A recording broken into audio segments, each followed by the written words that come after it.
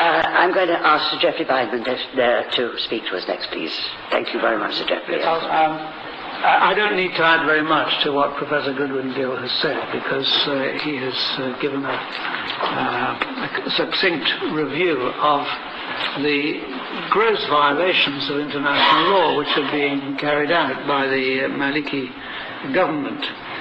And I'd just like to begin by saying this, that I acted for the PMOI in this country when they challenged the banning under the Terrorism Act 2000,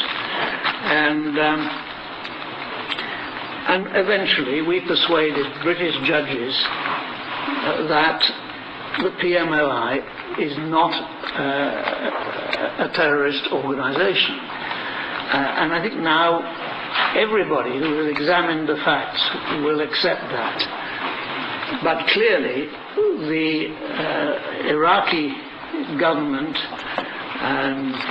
manipulated by the Iranian government, is pursuing this vendetta based on this false notion which they are propagating, that they are dealing with terrorists. Now, the legality of the position, as has already been explained, is such that it ought to be it is the obligation, it ought to be the task of the United Nations, and indeed all the community of nations, to enforce international law against Iraq. I mean, that is their duty, that is their function.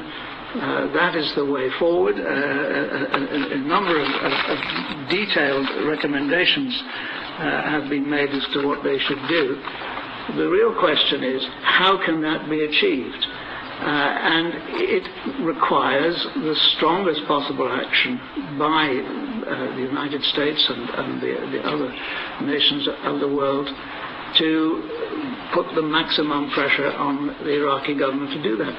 I mean, the case is absolutely made out. I mean, there is no doubt whatsoever as to the illegality, as to the human rights violations which are taking place and threatened by the Iraqi regime.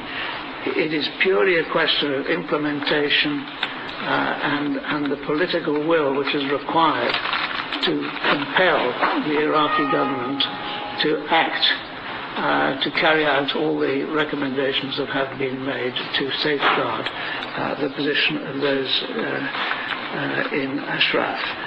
And it seems to me there is very little more that one needs to say about that. It is a matter for the United Nations, for government, to take the maximum action, and in order to persuade them to do that, to make them as aware as they possibly can be aware of what is required, what their obligation is.